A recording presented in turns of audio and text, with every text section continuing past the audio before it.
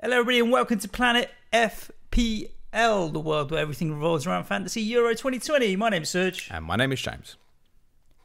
I'm fucking fuming this morning, mate. What the fuck? Fuming. Like, since I got up at 6, I went to the gym today to train. I've had my coffee. I'm feeling fresh. It's 8:30 in the morning. You'd think the day has started well. But, fucking hell, fuming, mate. And for a lot of our listeners who are not in the UK, they won't really know our politics. We know our Home Secretary, Priti Patel. Yeah, unfortunately. For fuck's sake. Like, how, honestly.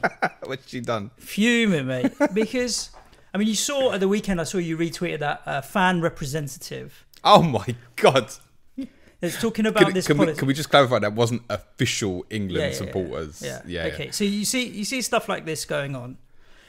And then we had a question. We do a Patreon Q&A every once a week, and Stian had a question about this news channel, UK News or whatever, GB News, right? Yeah.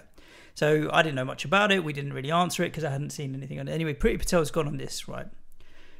Just a bit of backstory. I mean, she is from a similar background to me in terms of East African Indian. So a lot of our families went from Gujarat, which is around the west of India, to Africa. Yeah. Families raised, moved to the UK. The majority of our community has had a very decent life here in terms of, you talk to me, I haven't really witnessed racism, don't come across it day to day, had a good education, got good jobs, live in nice houses, all that kind of stuff. It would be very easy for people in my community particularly to turn around and say, what are you talking about? There's nothing going on. Because we don't really see it. We live in nice parts of London or whatever else. And I'm not talking for everyone, but a lot. And when you don't experience it, you be like, oh yeah, they're just kind of, there's no racism. I've never seen racism. Just because my story's one thing doesn't mean that's the main story. She's from a similar background. I don't think she's particularly had affluent upbringing, but it's not been bad. But she went on the news yesterday and did an interview, and she described what the England players were doing as gesture politics, and she didn't stand by it. And she said that people that boo it have the right to boo it. She saw what happened last year with the riots, with BLM movement. She doesn't support it. And she saw the impact it had and the stress it put on the police. And as a result, she's against it. Oh, what a girl. I mean, what the fuck? You've got players in that team. Like, take the likes of, she's representing the country as Home Secretary. In the meantime, you don't even want to look into her checkered history of dodgy arms deals in the Middle East and anything else she's trying to do to get backhanders. Just to confirm, you are watching the right show, guys. But this is I'm standing up for my England team here. Yeah, no, I get it. Raheem Sterling was monkey chanted and shit in Bulgaria. You've got the likes of Marcus Rashford, who had an impoverished youth and school meals and is fighting for this kind of stuff and getting MBEs and all the rest of it. And what Marcus Rashford's fighting for is not a race-related issue. No. But in certain areas, black communities are more impoverished and school meals are more important and so on and so on. They're fighting the cause for the people. And I'm just sick to death of people saying that don't mix sport and politics. Sports people shouldn't speak about politics, because what they're saying is that these people are not human beings. Human beings like you and me, we live our lives. Like, we live in a political regime of whatever it may be, but you're saying because you're a sports person, you're not allowed an opinion on politics and you shouldn't speak about it. Well, we have a platform, they have a platform, everyone has their own platform. If you believe in something, which I'm still waiting for someone to tell me when they say that it's a politicized movement, what political statement are they trying to make? That socialism is better than democracy, or that the Tories are better than the Labour Party, or that one man, one vote, or the voting system's wrong? Or what's the statement they're trying to make? Do you know what? Instead of saying that you shouldn't mix sport and politics, why don't we not mix politics and sport? Why don't the politicians stop fucking talking about sport and the England football team rather than anyone else in the football team trying to make comments about politics? Because they're fucking more out of touch. And they're out there trying to win a tournament. You've got some incredibly talented, eloquent, well-spoken people like Tyrone Mings has come out, and his reaction is far more measured and control than mine in terms of we need to educate her. We need education. And I'm just so proud of the fact that he's able to do that, because I am fuming. I'm just fucking... Why are we here when 18 months ago, or however long it was ago, our players are still being racially abused in pitches and stadiums? And you're telling me that you think that it's all right for people to boo taking at the knee? Well, what the fuck is that about? And there's lots of people with this view. It's the Home fucking Secretary of our country. And your background shouldn't make a difference, but she is an immigrant in her own way, right? I mean, we're born here, but children of immigrants. For fuck's sake, man. It really left me fuming this morning when there's so much good going on, to come out and say something like that. And then no one in the England football team or anyone that's taking the knee for equality and what have you is condoning the riots. No. That's like saying you shouldn't have football fans because a small minority are hooligans. They're not the same thing. They're two completely different things. 100% don't riot. Don't put pressure on the police. We want to support our police force. That's not what they're saying, though. How can you equate the two and be so fucking dumb? Left me fuming this morning. And I understand this is not a politics show, but I want to stand by my England football team. Yes, I certainly agree with that. And what they're doing and what they're standing for. And are you too dumb to listen to what they are saying? So someone please tell me. Well, there is their ignorance of that, like that guy last week, wasn't it? Yeah. Was like, who said? Yeah, actually, everybody said it's not a political movement. Just listen to what they're saying and understand, like, inequality is one of the biggest problems in society. Income inequality and what have you is a big problem. Double standards, just don't do it. And it left me fuming this morning that's what they have to talk about when there's a tournament going on. And we saw some fantastic football yesterday. Ronaldo being Ronaldo. I mean, France were great as well. And just stupid and ignorant. And it's upset me a lot today. And we have a platform, and I just wanted to put out there that we've said it before. We're happy with people taking the knee. Don't believe it's a political statement. Just want everybody to be treated equally and fairly. And that's all we want, right? I don't see how I can fucking add to that. Well said, mate. 6 o'clock in the morning, driving and listening to BBC Radio, and that is what comes up. Is just fuming. You should have listened to a football podcast, mate. Yeah, I should have. But I mean, yeah, and we'll do a conversation another day about whether or not sports and politics should mix. Because Colin Kaepernick and this whole Laura Ingham shut up and dribble kind of comments were.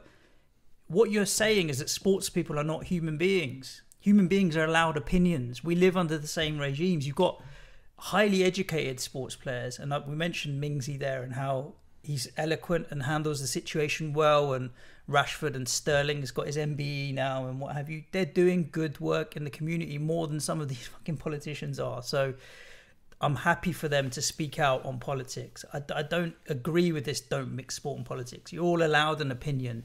We agree to disagree sometimes gracefully, but fuming. It just left a very sour In terms taste. of the England squad, I think one of the things that the majority of England fans really appreciate about this team at the moment, they're quite a likeable bunch. I've spoken about this before with like the 2006, the golden generation and all that. And actually, we didn't like most of the players. John Terry was an arsehole. Ashley Cole was an arsehole, etc. Right? These players are all quite likeable. Like, so cute. Yeah, instantly, watching the game on Sunday, Mason Mount's a Chelsea player, right? I go into Mason mode. Like, he's one of mine, right? You saw the photo of Mason Deck from when they're kids. Yeah. Cute, like that little bromance. It's so cute because I've followed it because I followed Declan Rice. He posts a reasonable amount with Mason Mount because they're best mate. But you just see that little bromance. He plays for Chelsea. They both play for different. They'll both play for Chelsea. Yeah, eventually. But you like him, and I respect the way that the likes of Sancho's gone overseas and got more life experience, and there's still a young kid and what have you. Even Bellingham, chuck him into the mix. 100% agree with you. We don't even need to talk about the community work that the rest of them do. And yeah, it just frustrates me. They're human beings. They're trying their best. Why do we get on their backs about bullshit all the time? Not meaning to really bring what happened in Copenhagen on Saturday back into the conversation, but did we learn from Saturday that footballers are fucking human after all? Beings. We all just, it's just so upsetting that we have to keep fighting this. And somebody who hasn't had an education and isn't exposed to the world and what have you, I can understand. Priti Patel's family are from Uganda, and I don't know if you know the history of Uganda with Idi Amin and stuff. He kicked all of the Indians, like they all got kicked out of the country. He took all of the businesses, all of the houses, all of their money, and said, "Right, you lot, fuck off now." You want to do Planet FPL Live there? No, Kenya. Oh, We're Kenya. going Kenya, brother. As the other East African neighbours, but that was straight up, get out now. Like, we're taking your businesses, we're taking your shops, we're taking your houses. Just go. That's what her family had to endure in the past. Like, and yeah, come on, man. It's not about Black Lives Matter. It's all lives matter, all inequality and what have you. It just left me a bit irritated this morning. And I can't not say anything because it's just so stupid. And I don't know if it's the same for you, but because she's from the same background as me, I almost feel like when you see someone from your community who rise up, they're a role model, or they speak on behalf of, or Rishi Sunak, similar, like the Chancellor, right? And I look at him and I'm happy for him to represent me in a certain degree and speak on my behalf because he talks a lot of sense and he seems quite sensible. She fucking doesn't. And I feel like it leaves a stain on other people's opinions of the community's view. It doesn't. But when you're part of it, you do feel like it does. And I'm like, you don't speak for me. No way. I've got no political allegiance. I've voted red in the past. I've voted blue in the past. I've voted yellow in the past. I just vote for the person I believe has got good values. She fucking put me right off then. and I don't know how she's still there. But anyway, there's another note. So players, England team, because I know you listen to the pod. Fuck her off. Keep taking the knee. Stand up for what you believe in. If you don't believe in it, don't take the knee. I don't care, but I'm not going to criticise you for voicing your opinion, having a view, and your belief, as long as it's not discriminatory. The England players know they can keep taking the knee, and despite the few mindless ones, the majority of the nation are fully behind what they're doing. Good. And we're behind the team, and we had a good result on Sunday, and the country's generally in a good mood about the football team at the moment. We've obviously, for those overseas, we've kind of been held off these restrictions for another month, which has kind of put people in a bit of doom and gloom. And one thing over the weekend was the football team, right? Puts a smile on everyone's faces. That's important. That makes it even worse. Is like, why are you having a dig when everything's good? Why do we always drag shit down? Anyway, that's a story for another day. And we'll get into the football because there was 2 games yesterday. And when I was looking at Cristiano Ronaldo, and I did tweet at you, we were talking about another player. You're 36, right? 7. Okay, so he's younger than you. It's all right. You got an excuse there. Are you telling me Goran Pandev is younger than me? Or are you talking about Ronaldo? Ronaldo. I mean, Ronaldo's got the body of a fucking 23-year-old, basically, isn't he? It's funny how when you get the thing with Ronaldo, we'll get into the games. We'll talk a bit about fantasy at the end, shall we? Because we're getting into our limitless chip now. A lot of players, when they get to that age, like the Glenn Murrays of the world, their age always gets mentioned. Ronaldo's never gets mentioned. 36 years old. That's old, bro. That's old. And then you look at 107 goals. I'm like, I bet you there are squads in the tournament where the entire goal count of the whole 26-man squad is not 107 international. Well, this man's going to break the highest scoring international record. The Isn't he? I second think he's about goal, 8 goals off, isn't he? I think maybe less. Is it the Iranian fella? Yes, you guy, Ali. Ali. That's really bad. I don't know his name. I think it's only 3. I think it's 109, and Ronaldo's 107 now. Iranian player. Yeah, Ali Dia. Ali Dia. That's it. The second goal, fakes to shoot, cuts. He's so good. He missed some fucking chances. To be fair, he did miss some chances. And also, most people might notice a story that kind of come out over the last 48 hours, because there'll be no more politics on this show, except when we bring Cristiano Ronaldo into the conversation. I mean, what happens when you move 2 Coca-Cola bottles, right? Did you not see about this? So Ronaldo went to do his press conference on Monday, and in all the press conferences, there's been 2 Coca-Cola bottles. They're obviously sponsoring whatnots. Ronaldo gets hold of the Coca-Cola bottles, moves them like, get them out my way, and holds up a water bottle and says like water in Portuguese. Coca-Cola's share price dropped by 4 billion. And I drink Coke because I do enjoy a Coke, but I understand that sugar is poison, mate. So, however, Ronaldo has endorsed KFC in the past, so let's not pretend he's Mr. Perfect or anything. No, we all got our flaws. What did you make of the game? I mean, the longer it went on, you were thinking, shit, are Hungary gonna... They could nick it, yeah. Do something. The goal, when it happened, I was like, yeah, I thought it was offside. The same with the two France goals last night as well. All of them at the time, I thought, you're offside. The French goals we'll talk about. With France, it's kind of like, you don't need to be offside because you're so fucking fast. You could be a metre onside and still skin them, but... I mean, when the goal went in, to see the behind the goal and the fucking limbs... was like, just to see that for a couple of seconds, the limbs of people in the full stadium, etc.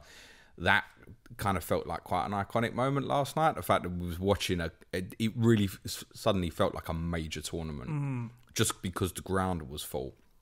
They made some fucking noise as well. Fair game to them. It was a lively atmosphere. And they're the team that they could support all through the game. Limited, in all honesty. But I think they always knew they was on a hide into nothing in this group, and anything they got, if they could nick a 1-0 somewhere, giving themselves half a shot going through. The problem for them is, even if they nick a game 1-0, and it was always the case, I think, even before yesterday, they're always likely to probably lose the other two by a goal difference that was going to mean that one win probably wasn't going to be enough. No. So, I mean, that's the case now with them, because they're kind of 3 goals down. They probably do need 4 points from the final 2, which you just can't It's see. not going to happen. No. For Portugal... some goods and bads. The front 4 on paper with Bernardo, Jota had some decent chances, particularly in the first half. Bruno and Ronaldo. Yeah. I mean, that's some fucking front 4, isn't it? Especially when you can bring like Felix off the bench and stuff. I'm not convinced about them defensively. I know obviously we've got Ruben Diaz in there, but we've obviously lost Cancelo. Guerrero, I like as a player. He's quite offensive from left back. Pepe, 38. Yeah. And Semedo is 1 week decent for Wolves and then a month bad for Wolves. I'm not overly convinced about him. Yeah, I mean, he wouldn't have played had Cancelo been fit, right? Patricio, I mean, on the goal that was disallowed, he should save that as well, near post shouldn't he? That, yeah. So I think defensively they've got some issues, which is kind of cleared up by the 2 holding midfield players they have. Perhaps a little bit more offensive than what we might have expected from them, even in a game like this. I just wonder if, like what I said last week, now they're going to go and play Germany and France, if they'll kind of revert to type a little bit and really sit behind the ball. Even more so, we've got a point advantage on Germany now. They know a point for Portugal with that 3-0 win. They're through 100%, right? Yeah. So I wonder if they might revert to type a little bit and sit. And listen, they can exploit Germany on a counter-attack. We saw that last night. I think it'll be a real test. I think it's hard to learn a lot in games like that about Portugal because you expect them to win and they did what they were supposed to. I don't know if we've learned... Scoreline was fucking harsh. Yeah, in the end it was, but I think we didn't learn whether or not Portugal are contenders to go all the way yet. I mean, they are, don't get me wrong, they've got a good team, but we'll learn more from the Germany game, I think, in terms of can they cut it against a tougher nation. I'm not convinced. They've certainly got the firepower. Yeah. But I'm on which that alone means they can win any game. Yeah, Ronaldo on his own can win you a game, right? Of course. So that's the thing. I'm looking forward to the Germany game. I think it'll be Portugal, Germany is a more even matchup than Portugal, France. I think France will beat Portugal. But that could be the last game of the group where nothing riding on it. So. France notoriously, after 2 wins in a group, 0-0 last game. Get your money on that now. Yeah. So looking forward to the Portugal-Germany game, to be honest with you. Although I'm not sure I see it as being particularly high scoring from what I saw yesterday. No, I wouldn't think so. What did you make of that game? Portugal-Hungary? No, Germany. Oh, Germany-France. So sitting there watching it, and 7-8 minutes in, thinking, I can see the intensity here, but the quality is just not there at all. But in the end, I felt Germany were particularly nervous and felt inferior. France had a bit more swagger about them. And in the end, France were comfortable. Defensively very strong. Varane and Kimpembe or whatever. Particularly Varane. Yeah, I think they look solid. I don't see Very anyone good. breaking through. Pogba, for France, different player. he just... He still has daft moments as well, He does, but we let him off because, he got a little nibble. Mind you, I was going to say, it's exactly what I was going to say. None dafter than the fact that Antonio Rudiger decided to take a nibble at him. And it dawned on me, watching it once I'd seen it back last night, because did they show it during the game live? I must have taken my eyes off it or something, because I think they showed it afterwards. Rudiger with his face mask on was like full Hannibal Lecter, wasn't it? Well, I don't. It wasn't Luis Suarez-esque, let's say. No, it definitely wasn't Suarez on Ivanovic or Chiellini. No, I thought Hernandez and Rabiot on the fullbacks got forward quite well. Hernandez is the one that I'm looking at. Pavard, you mean? Pavard, sorry. Right back. He should have gone off, shouldn't he? After the clash. Yeah. Dodged that. Yeah. Hernandez is the one that stood out as for my Limitless more than anything else.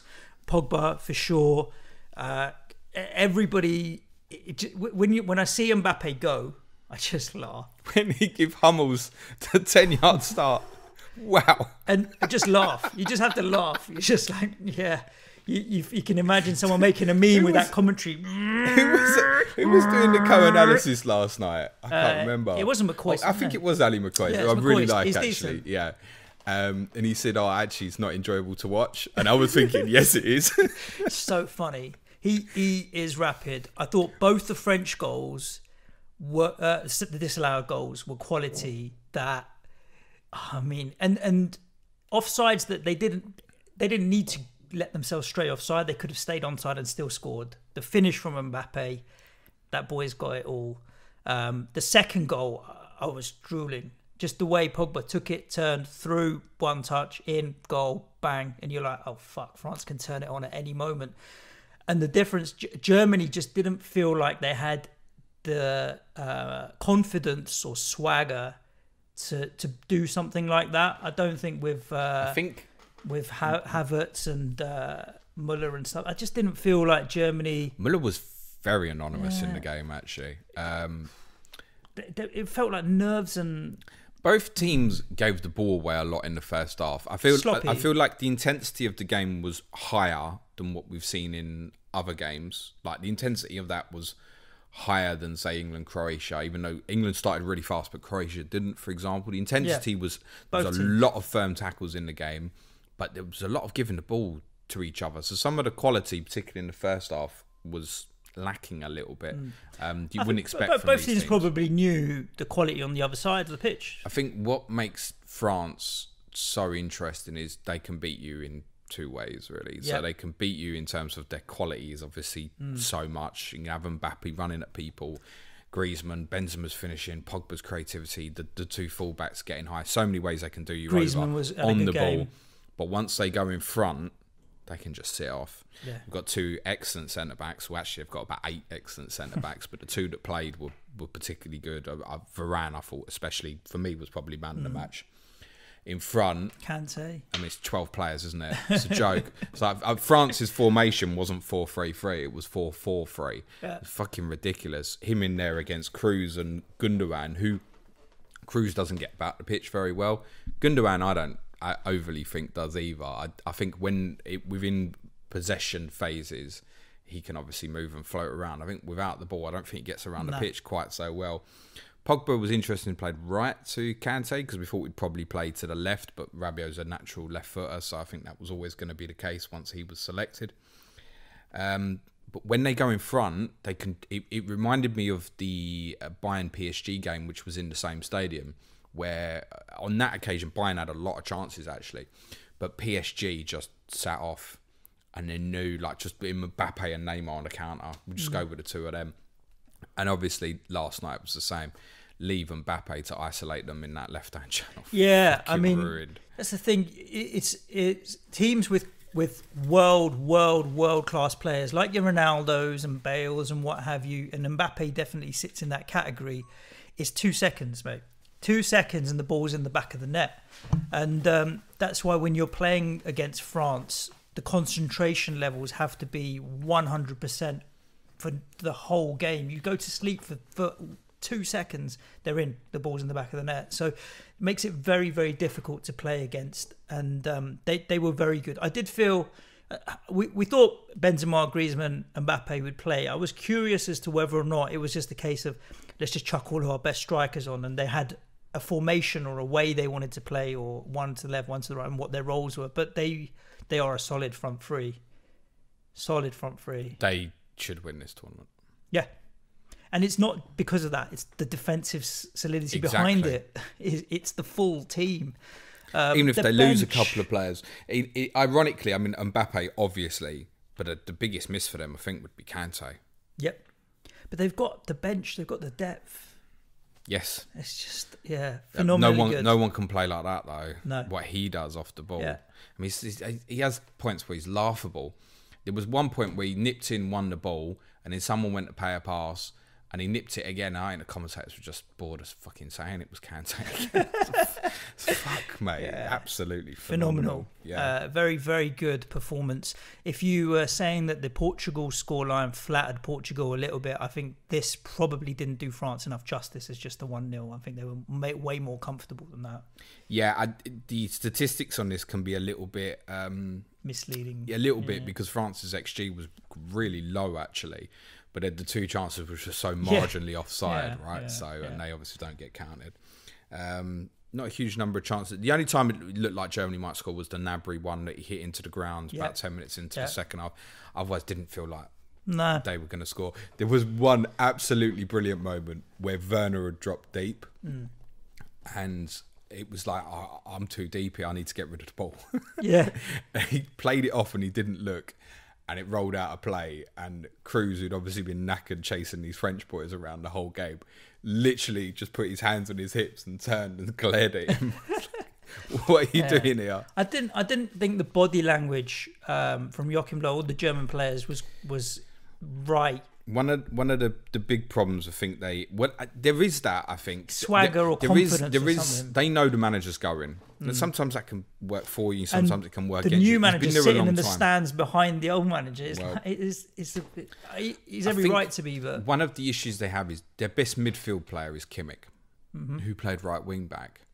Because, as I said last week on the pod we did on Thursday, the watch list, they have massive problems in the fullback areas, which is why the last few games have changed to this wing back system. And that with Goossens and Kimmich as the wing backs is great. The problem is you're taking one of the best holding midfield players in the world in Kimmich out of the team. I know it's similar to Lahm. He's developed from a fullback to a world-class holding midfield player. They probably need to sacrifice something out wide to get him back in the middle of the pitch, I think, and narrow that back up. It probably means going 4-3-3, and probably means their fullbacks playing a little bit like England's did on Sunday and playing with a handbrake on a little bit. yep. And entrusting the front three to do their thing, which probably means they'll need to go with a quicker front three. So it probably means taking Muller out of the team and putting someone like Sane or Werner Leroy. back in the team. I was cheering him on when he took his free kick and We stuff. saw. I don't think That joke's run its course, I think. Yeah. I mean, I want him to do well. Don't get me wrong; he's a talented boy, but yeah, Portugal, Germany. I'd fancy Portugal a little bit. No, I'm not convinced, actually. I'm not A convinced. little. It's close. I think it's easy to look at those two games last night and go, yeah, Portugal beat Germany. I'm not convinced. You have to remember how good France are. Yeah, true. And when that happens, you make the opposition look pretty. They're going to have some... If they don't fix that area with... I mean, Cruz and Gundogan are both brilliant players, but in terms of legs in a hot summer tournament, I think they're going to have some issues. Actually, if they don't fix that up, they'd be better off putting Kimmich back inside. It's all right. The sun's early today, and then it starts raining, mate. I would fancy us against them. Yeah, me is too. what I would say. But to be honest, I think I would against Portugal as well. You know what will happen if we get Germany? Penalties, won't it? We know, last 16, Germany or Portugal, we're losing on penalties. On penalties, we know that, job done. Let's talk about Limitless, mate. You've drafted your Limitless. I can't believe I said that when I know it's such a good chance we're going It's to going to happen. Tempting fate, mate. Tempting fate. Let's talk about Limitless. I haven't drafted it. I've just highlighted the teams that I want to go with, but I'm interested in your opinion on some of the matchups, because there's a few games where... Do you not want to tell everyone what you finished on? 59 points, mate. Yeah, it's okay. It's all right. 59 points. 73 here. Yeah, I think I saw a lot of scores in the 80s, 70s, 80s, that kind of thing. So decent. I didn't do particularly well, but it's one good captaincy could completely claw it back. And there's a long way to go in this with the chips being played now and stuff. So all good. We have today Finland, Russia, Turkey, Wales, Italy, Switzerland. And then obviously we'll go through all of the fixtures as well. With the Limitless, and I'm going triple England, and I want to go triple France, which is a bit later in the week. I want to get some players from earlier in the week. Today is a particularly difficult day. I had thought that the Turkey-Wales game, I expect Turkey to win, so Yilmaz as my third striker is an absolute potential for me, and Immobile potentially as well with the Italy-Switzerland game. The only one I looked at really for Turkey that I think could go off is Calhanoglu. Really, I mean, Yilmaz is obviously a good forward and he's not playing against Italy this week. He's playing against Wales. I just think there are more powerful forward options. I do think Turkey will win today, as it's been well documented. It's basically going to be a home game. 25,000 of them actually apparently going out there. A lot of them obviously already live in Azerbaijan. I don't mind Yilmaz as a shout. It's contradicting because I went with Weghorst last week, but I'd still rather go with three powerful ones. So, and Immobile, I think Mbappe, Calhanoglu is the only Kane. one really I've thought about. You could make a case for Bale, but I think Turkey will win today, personally. Yeah. Finland, Russia, no. I'm just avoiding from that perspective. I think Finland might win that. Finland will win or draw in that. I think defensively for a one-off, if you've got a particular fancy for either of them, but there's got to be better choices with an unlimited budget, surely. Italy, you can go treble up Italy, can't you? If you want to. Tell me why. I think most unlimiteds will go double or treble. Tell me why. I'm going to sneeze, but before I do, because I thought Switzerland were quite good against Wales and created a lot of chances, are we taking nothing from that performance to say that they'll give Italy a bit of a tougher game? I think Switzerland are the sort of team that are probably not going to get battered. I think we're probably looking at a 1 or 2-0 tonight or so. So, I mean, one option is double defensive. You can go double offensive. So, I think Immobile, Insigne, they're the outstanding two attacking options. Spinazzola is going to be in nearly every Limitless team, I think. Yeah. You can have Donnarumma, obviously. I think going Florenzi would possibly be a little bit of a gamble based on what we saw on Friday night. So, Spinazzola, I struggled to see anybody who's going to go Limitless and not have Spinazzola after Whammed on Friday night and the way he played and how advanced he was. So he's a definite. I'm going to go Insigne as well. I'm going to captain him tonight. Okay. Immobile was very close for me. I've ummed and ahed about it. I think I'm going to go without. I don't think they'll tear Switzerland apart tonight. No doubt they'll win the game. It's just because there's 3 forward spots, isn't there? So it's hard to, when you've got other options as well. Well, yeah, and I'm looking at it as well, and I'm thinking, I fancy it to be low scoring. If Insigne and Immobile both score once, Insigne's going to outscore him, isn't he? So the other difference, obviously, to the previous match days, we're now working with 4 days rather than 5. So I always was looking for the 2 attacking returns on day 1, and I think with what's to come, that would still be the case for me this evening. Again, I'd probably want 10 points from Insigne to keep it on him, I think. But then you're coming down a bit quicker, you're running out of days, aren't you? Day 2, Ukraine, Macedonia. You've got Denmark versus Belgium, and then Netherlands versus Austria. Ukraine versus North Macedonia. For me, Yarmolenko, Yarmolenchuk, and Zinchenko are possibilities. And then Netherlands, Depay again, and Gini Wijnaldum is almost a lock. I did think about Yarmolenchuk as well, because I actually quite liked what I saw of him goal aside in the game on Sunday. I felt like there was something about him, actually. I'm going with 2 Ukrainians. I'm going with Yarmolenko. And again, I feel like it's an obvious one defensively. Zinchenko, OOP. Obviously, the price doesn't matter on Limitless, but I think, target the North Macedonia fixture. I think this is part of what the Limitless is about. You target the weaker teams here with the fixture. So I'm going to 2 Ukrainians. I'm going to go treble Dutch as well. The 3 from Netherlands are? I'm going Dumfries again. Seems fairly obvious in terms of how attacking he was the other day. I'm going Gini Wijnaldum. Yep. and Depay's sneaking in for me. Depay and Wijnaldum for me, for sure. I think the choice on my final forward was Depay, Lukaku or Immobile. That was probably the hardest choice I had. I kind of explained why probably not Immobile, and then it was Depay versus Lukaku. So I'm going no Belgium. I think my concern with that game is I don't really know what's going to happen, and I don't think any of us can second guess what the Denmark mood is going to be like. It's very conceivable that not down in tools is the incorrect term to use, but they're not in the mood and they think, fuck, I'm not up for this. So for obvious reasons. Or the opposite. Or it goes the other way. Let's try and get something out of this. They get the crowd on side, everything, and Copenhagen can be quite hostile when they go off like that. So I would think now that Belgium will go there and beat them, but I don't have enough confidence in what's going to happen here, I think. And I think if I look at Depay versus Austria, Lukaku versus not sure what I'm getting with Denmark, I think it's Depay from a captaincy perspective. That's why I'm going with Depay. Yeah. Let's talk about the Friday game. Sweden, Slovakia, Croatia, Czech Republic, and then come on England against Scotland. Sweden, Slovakia, I'm ditching. I think defensively you could look at either if you particularly fancy it. Slovakia were quite lively.